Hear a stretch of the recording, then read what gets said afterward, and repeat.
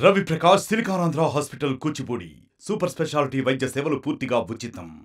చేసి ఎక్కడ ఏ స్కూల్లో కూడా వెనక్కిపోకుండా ప్రతి స్కూల్ని కూడా ప్రతి 3 రోజులకోసారి ఎన్ని స్కూల్స్ ఉన్నాయి, ఎన్ని రిపేర్స్ చేసినాం, ఎంత ఫండ్ ఇచ్చామని అడగడం కూడా జరుగుతూ ఉంది. నేను ఈ వేదిక ద్వారా ముఖ్యంగా గ్రామ పెద్దలు కోరుతా ఉన్నా, ప్రభుత్వ బడుల్లో చదివే పిల్లల్ని చూడగానే లేదా ఆ కుటుంబాన్ని చూడగానే చాలా చిన్న వాళ్ళని ప్రైవేట్ స్కూల్ చదివే వాళ్ళు మాత్రమే గొప్పలనేటువంటి ఆలోచన విధానాన్ని పక్కకు పెట్టాల్సిన అవసరం ఉన్నది.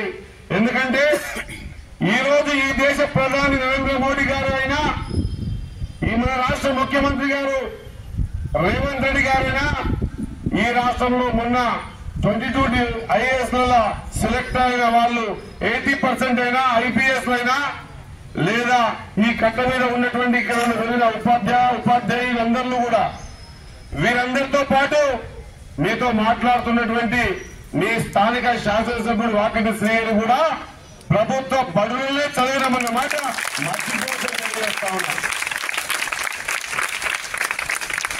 ప్రభుత్వ బడులు అంటే వాస్తవంగా గతంలో ఓ మాదిరిగా చూసేది, కానీ ఈ రోజు ప్రతి 3 రోజులకోసారి ప్రభుత్వ బడుల బలోపేతాని కోసం ప్రభుత్వం చాలా చిత్తశుద్ధితో ఉన్న మాట నిదర్శనం.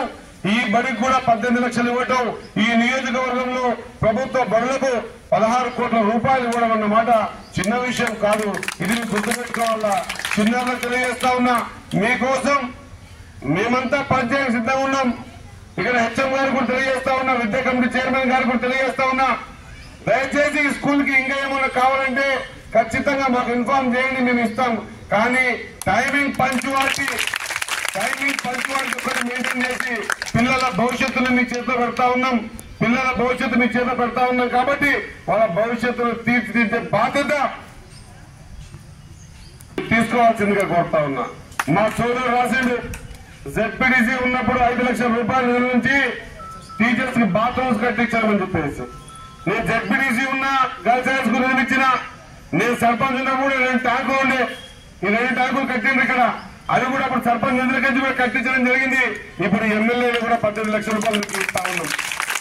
మీరు గుర్తుపెట్టుకోవాల్సిన అవసరం ఏంటంటే ఈ స్కూల్లో చదివిన వాళ్ళు చాలా మంది మా మిత్రులంతా కూడా పెద్ద పెద్ద హోదాల్లో ఉన్నారు, టీచర్లు అయినరు, చాలా మంది ఆఫీసర్లు అయినరు.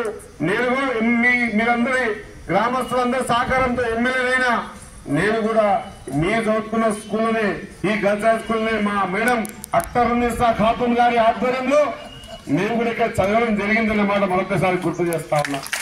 మరిన్ని వీడియోస్ కోసం ఛానల్ ని సబ్స్క్రైబ్ చేయండి, లేటెస్ట్ అప్డేట్స్ కోసం వాట్సాప్ ఛానల్ ని ఫాలో చేయండి, అండ్ లింక్ డిస్క్రిప్షన్ లో ఉంది.